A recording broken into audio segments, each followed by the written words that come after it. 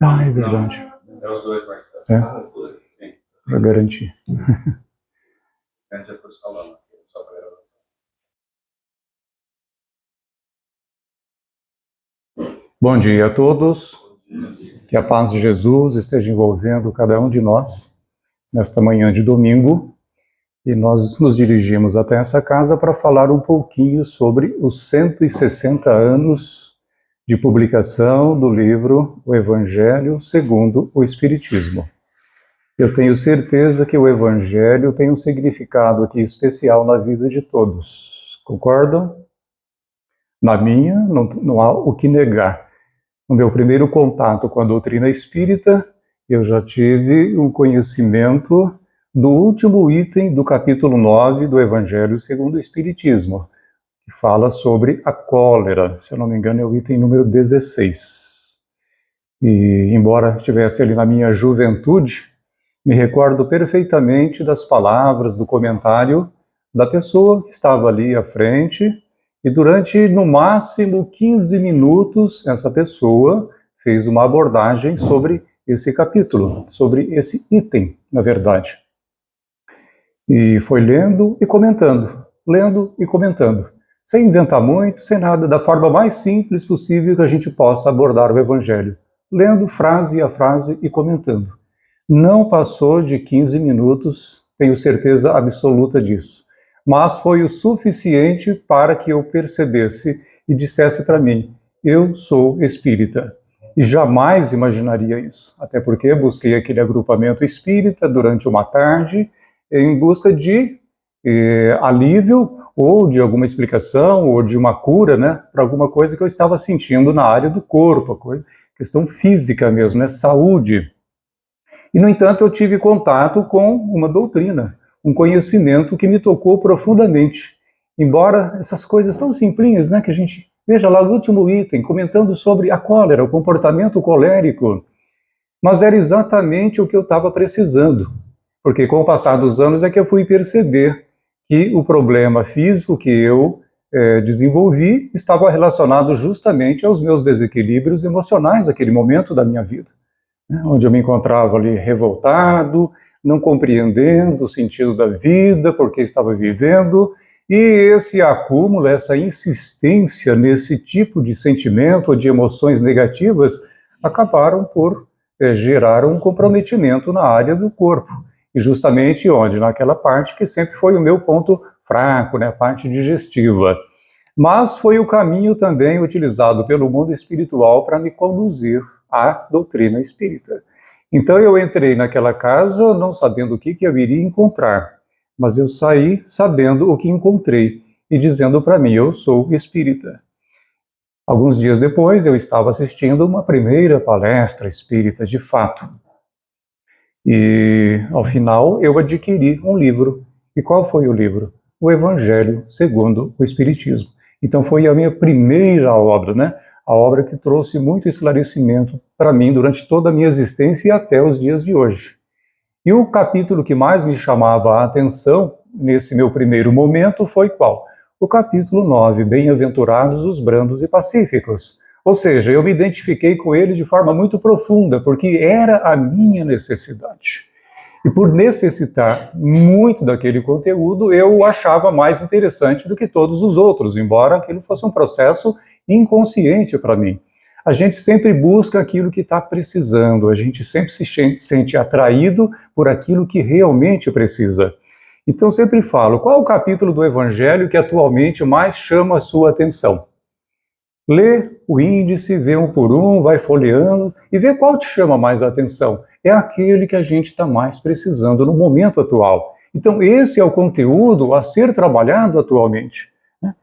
E procurar confrontar a nossa vida com o conteúdo apresentado neste capítulo do Evangelho. Pode até ser mais de um, mas geralmente é um que se destaca.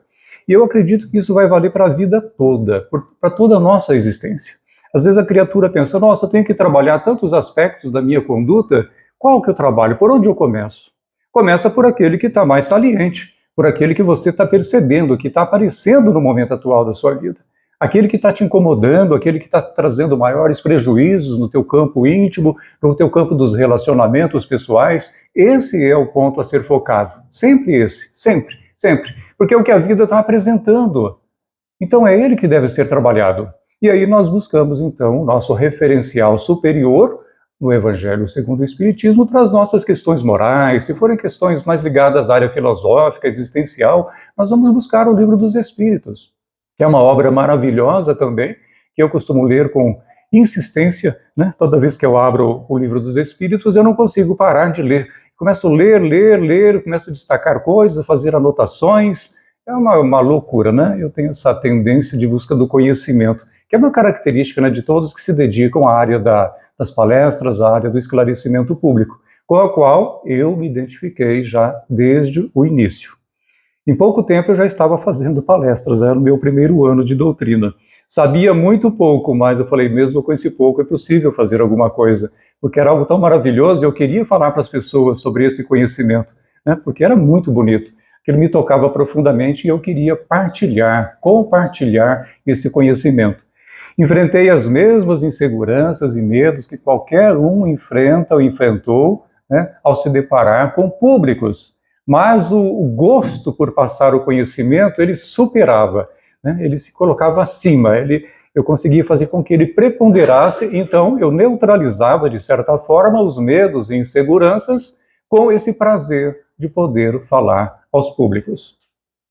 E nós vamos falar um pouquinho hoje, de uma forma mais específica, e que possamos ser inspirados, né, pela espiritualidade, a abordar esse tema dos 160 anos de publicação do Evangelho segundo o Espiritismo.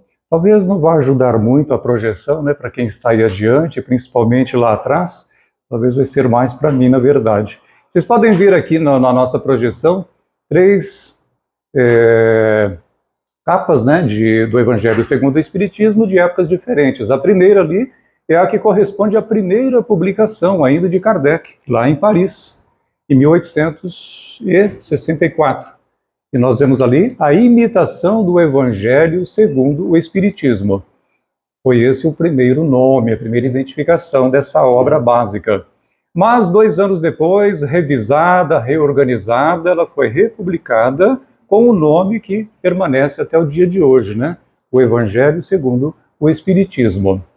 E ali nós temos depois uma capa de uma edição atual, né? Poderia ser qualquer uma outra atual, de qualquer editora, apenas para ilustrar o momento que a gente vive hoje. Aqui nós temos uma linha do tempo de publicação da doutrina espírita. Começamos com o Livro dos Espíritos, em 1857, depois temos o Livro dos Médiuns, a segunda obra, em 1861, o Evangelho foi a terceira obra publicada, né, em 15 de abril de 1864. E depois foi republicada, podemos dizer assim, em 1866, ou seja, 2 anos depois.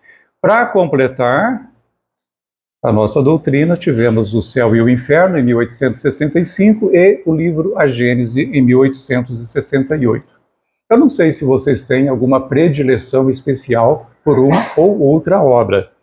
Nós estamos aqui hoje para destacar o Evangelho pela sua importância moral, né? Pela sua função prática nas nossas vidas, no dia a dia, né? Para nos mostrar que não é só conhecer, mas é fundamental que a gente conheça a conceituação moral superior proposta para as nossas vidas. E a observância desses conceitos é que vai nos conduzir à verdadeira felicidade. Eu perguntei para uma amiga ontem, qual o significado do Evangelho segundo o Espiritismo na sua vida, né? Qual a importância dele para você, como você o vê? E ela me disse, olha, ele é a minha referência moral de comportamento que eu devo seguir na minha vida, mas que nem sempre eu consigo seguir. Claro, nós vamos sempre viver de forma relativa o conhecimento em nossas vidas. Relativo ao que? Ao que nós já conseguimos nos desenvolver, que nós conseguimos alcançar em termos de desenvolvimento consciencial. E não só pela consciência que temos, mas também pela nossa determinação em tornar esse conhecimento algo prático em nossas vidas. Então, o empenho pessoal sempre vai fazer muito mais diferença na nossa vida do que a quantidade de conhecimento que a gente tem. Podemos até ter um conhecimento profundo, conseguir penetrar profundamente no significado do conhecimento. Porém, se ele não for traduzido de forma prática em nossas vidas, qual será o nosso ganho? Será um ganho relativo, concordam? Então, o grande desafio nosso não é conhecer exageradamente, mas estar transformando esse conhecimento teórico em algo prático, dia a dia, pouco a pouco. E aí a nossa determinação, o nosso querer, a nossa vontade em ação, a nossa perseverança e persistência que vão fazer toda a diferença em nossas vidas.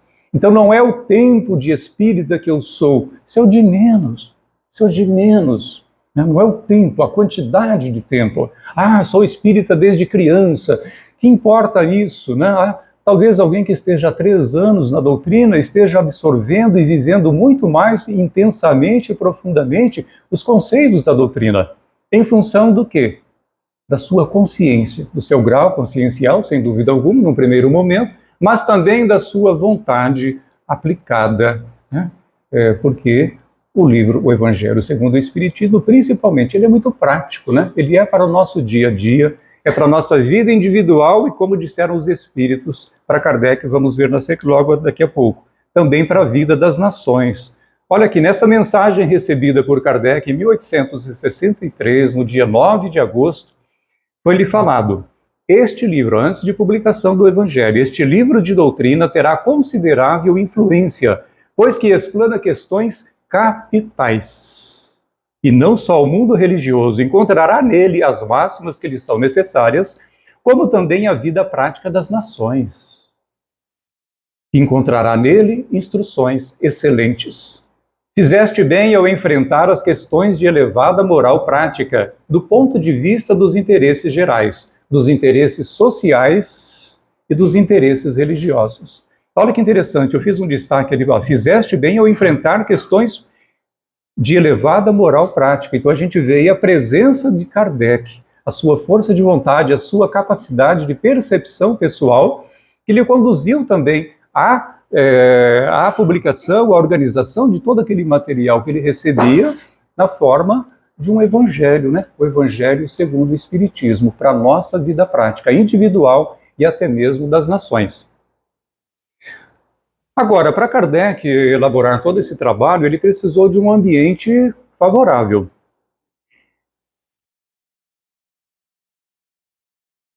Nós sempre precisamos de ambiente favorável para tudo que fizemos, não é? Conforme o que buscamos, o ambiente adequado. E Kardec vivia em Paris e publicava a doutrina a partir dali, publicou em Paris. Porém, para poder desenvolver o trabalho do Evangelho e pela sua natureza, né, pela sensibilidade que exigiria dele, os cuidados que exigiria dele em relação a essa obra, ele teve que se afastar de Paris. E a maioria dos espíritas ignora isso. Eu só fiquei sabendo recentemente. Através da internet a gente acaba às vezes tendo conhecimento de informações que durante 30, 40 anos não sabia.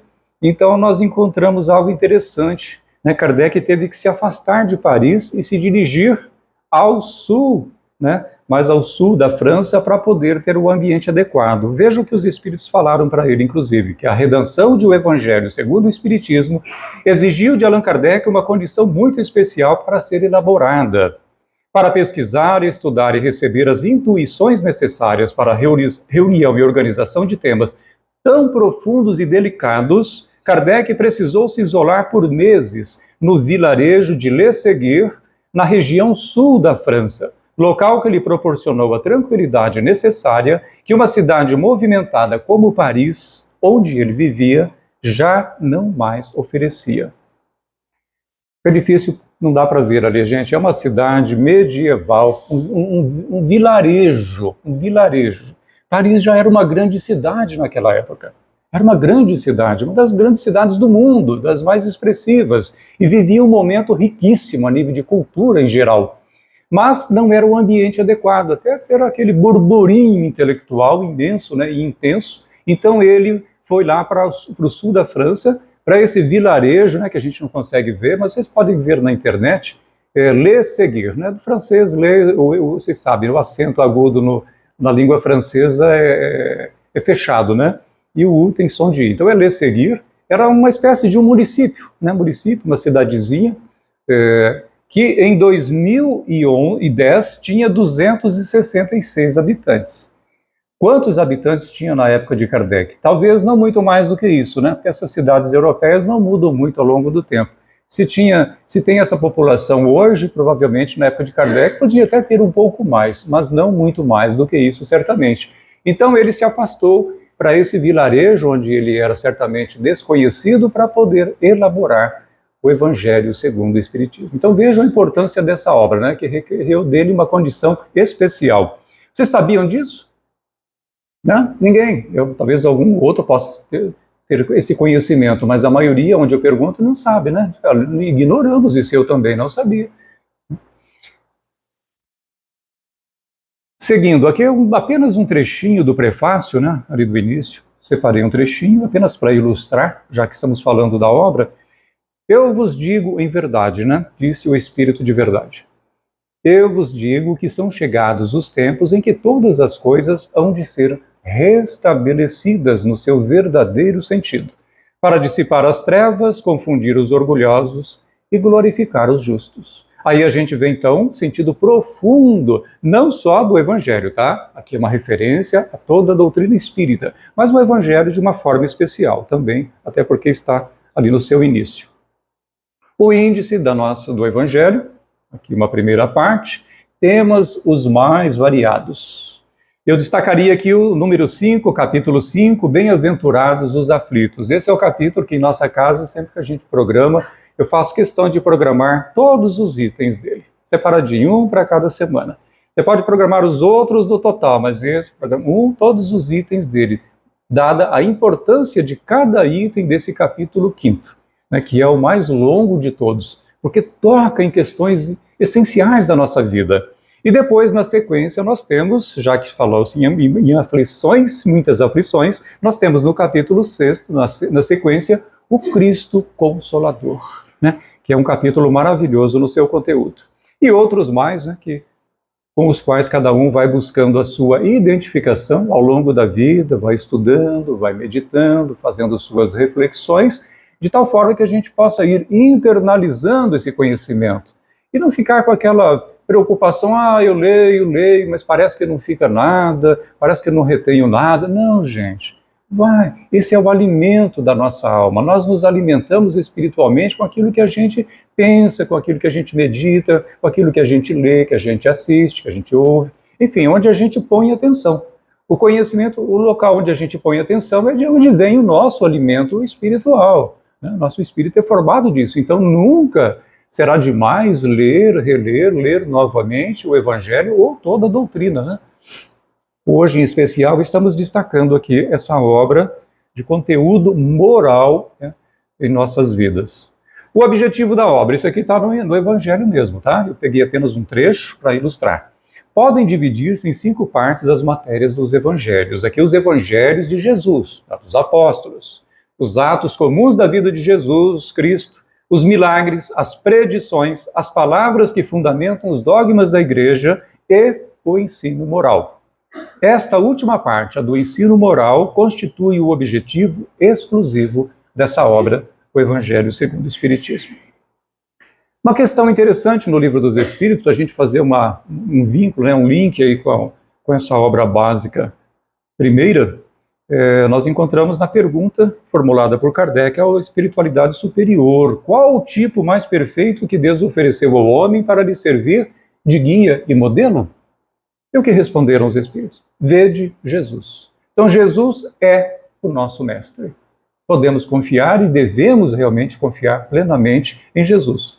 E Kardec faz até um comentário depois, né, muito interessante, complementando, dizendo, né, que Jesus é o tipo mais perfeito, né, o modelo mais perfeito que Deus nos ofereceu. E que a sua doutrina é a mais pura expressão de sua lei, da lei divina, porque ele estava animado do Espírito Divino e foi o ser mais puro que já apareceu na Terra. Então não há do que a gente duvidar, simplesmente crer. e procurar seguir, né?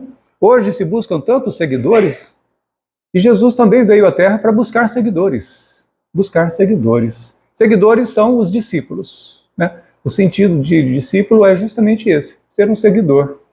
O de apóstolo é ser um enviado, é aquele que vai realizar uma missão.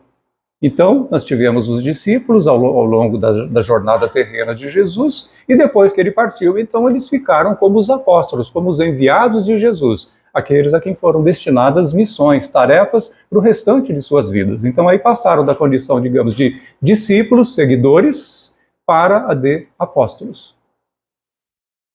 A questão 627. Interessante essa pergunta, já que Jesus é o mestre de todos nós.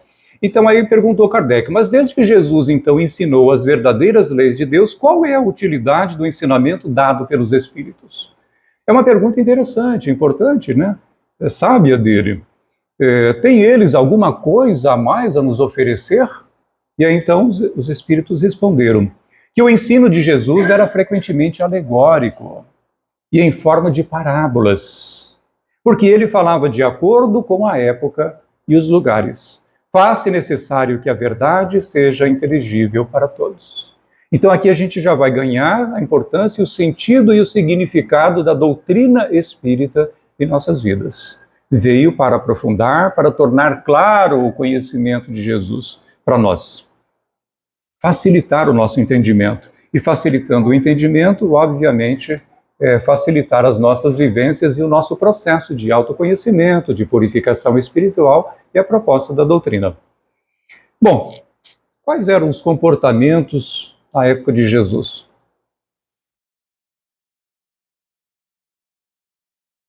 Como nós vivíamos? Quais eram os valores? Quais eram algumas práticas comuns na época do Cristo? Eu relacionei aqui alguma coisa para justificar, né, a importância da mensagem da Boa Nova de Jesus, porque para entender o Evangelho e a sua importância, precisamos entender também, antes, o significado dos Evangelhos, né, do Evangelho de Jesus. Então, aqui alguns costumes que nós selecionamos, práticas comuns na época do Cristo. A mulher recebia tratamento inferior. O cativeiro, consagrado por lei, era um flagelo comum. Vazar os olhos dos vencidos era também uma prática comum naquela época. Enfermos eram condenados ao abandono. Portadores de lepra eram jogados em um vale afastado da cidade, conforme o Levítico prescrevia, né? Lá no início da Bíblia. As adúlteras eram apedrejadas. Nos circos, feras devoravam homens sob aplausos. Eu li nesse final de semana, assisti o filme Quo Vadis. Não sei se alguém já assistiu aqui o filme Quo Vadis. É uma obra bem antiga, é baseado numa obra literária, eu acho que o autor é polonês. Então foi produzido em 1951, 55, por aí, com os recursos da época, não, mas é uma obra longa, é um filme longo, acho que de umas 3 horas, e sobre esse momento, né, histórico, e ali é um grande destaque a figura de Nero. Nero ali é um dos personagens principais dessa obra Quo Vadis. Quo Vadis significa onde vais. E ali aparecem, inclusive, 2 personagens importantes para nós. Pedro, o apóstolo, e Paulo de Tarso. Aparecem ali, obviamente, segundo a interpretação do escritor da obra. Mas é um filme que vale a pena, apesar dos recursos limitados de quando ele foi produzido, mas ele é bem interessante, bem envolvente. Nunca é demais a gente assistir filmes sobre a época de Jesus, o cristianismo. Sempre que a gente assiste, a gente se sente tocado, né, em alguma coisa. É sempre um estímulo positivo para nós, com certeza. Então aqui alguns comportamentos comuns da época de Jesus. Isso aqui a gente vê nas obras espíritas, certo? E poderíamos enumerar muitos outros mais. Com Jesus, porém, começa uma nova era para a humanidade. Os apóstolos, né, com Jesus, os apóstolos e seguidores passam a se dedicar aos pobres e doentes. Instituem-se casas de socorro aos necessitados, aos atormentados, perseguidos, torturados, presos, mesmo aos jogados às feras. Os seguidores de Jesus ensinavam a compaixão, a solidariedade, o amor, a caridade, a fortaleza moral e a esperança.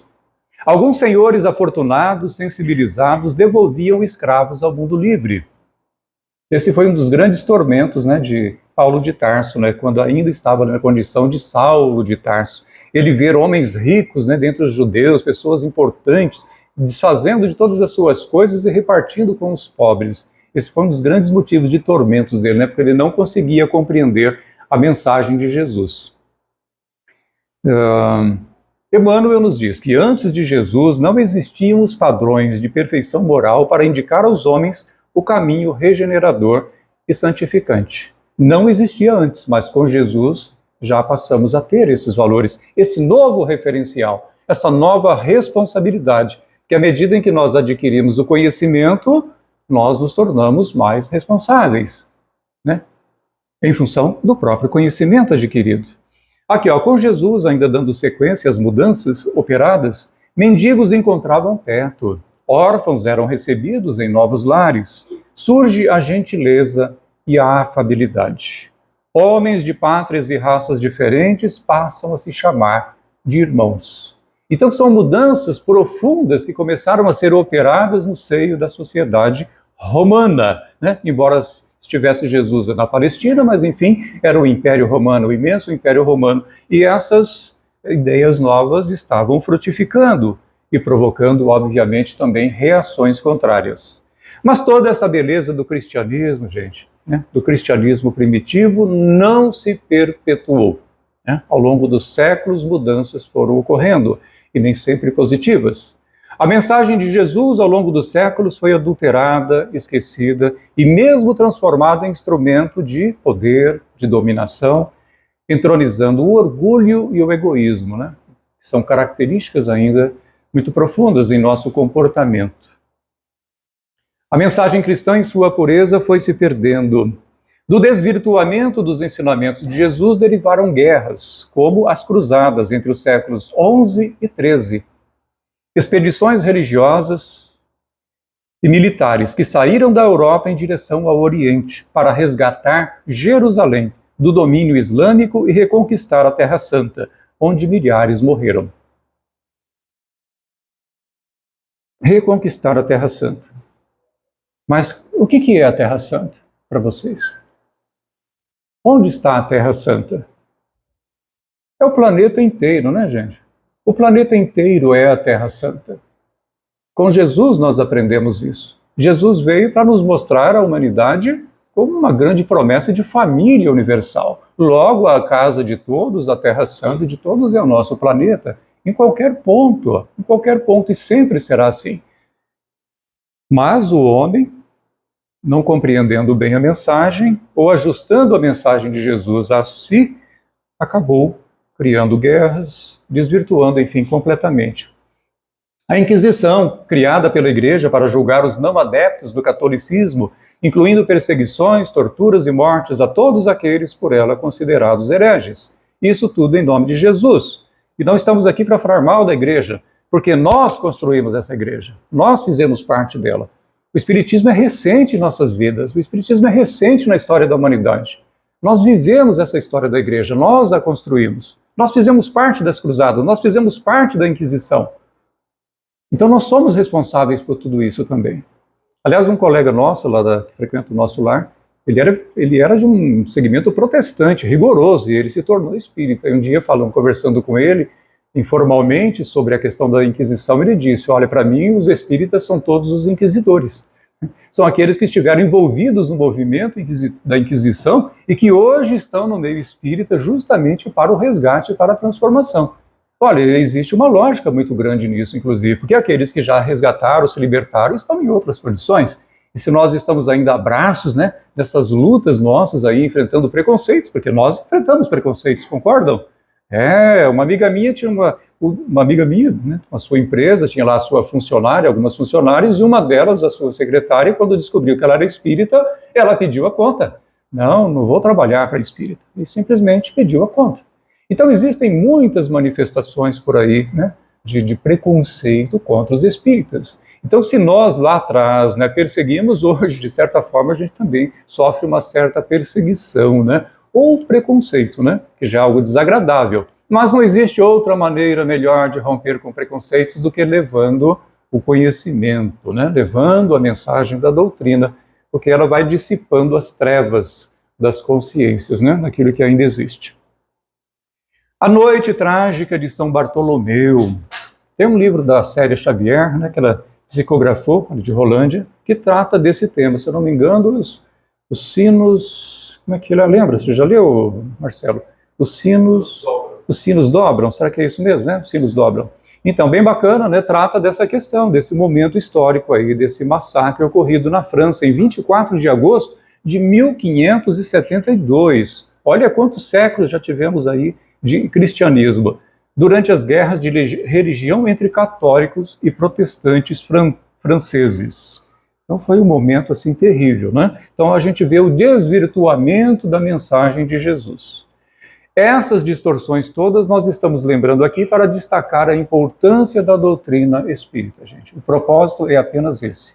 A gente vê que tivemos uma obra maravilhosa de Jesus, mas tivemos o desvirtuamento operados por nós mesmos ao longo dos séculos. E isso justificou depois o retorno, né, na figura do Consolador prometido.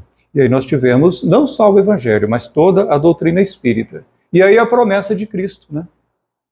Se guardardes os meus ensinamentos, eu rogarei ao Pai, e ele vos enviará um outro Consolador, a fim de que fique eternamente convosco, o Espírito de verdade, que vos fará recordar tudo aquilo que vos tenho dito. João, né, foi quem anotou essas palavras. E hoje nós temos essa maravilha da doutrina espírita à nossa disposição. Aqui os livros que compõem a doutrina e um destaque aí para o Evangelho segundo o Espiritismo, que é o foco principal da nossa abordagem de hoje. Coloquei aqui, dentro da minha visão pessoal, o espírita em relação ao próximo, né? Então, fora da caridade não há salvação. Porque onde se exige caridade? Não é no relacionamento humano? É em relação às nossas vivências e nossas convivências. E aí que nós estamos sendo chamados constantemente a exercitar a caridade, o perdão, a benevolência, né? A indulgência, a abnegação, o desprendimento, enfim, aquilo que se fizer necessário em cada convívio, onde a gente se sinta exigido. E se eu estou me sentindo exigido a fazer a caridade, é porque eu ainda estou no processo de desenvolvimento da caridade. Quando a gente se desenvolve, absorve essa mensagem profundamente, ela passa a fazer parte da nossa estrutura psicológica, já não exige esforço, porque passa a ser um processo natural a nossa vivência evangélica. Tá? Então esse é o grande propósito existencial nosso, né? Não só na Terra, mas no universo, em internalizarmos a mensagem evangélica, para que ela se torne a nossa própria estrutura espiritual.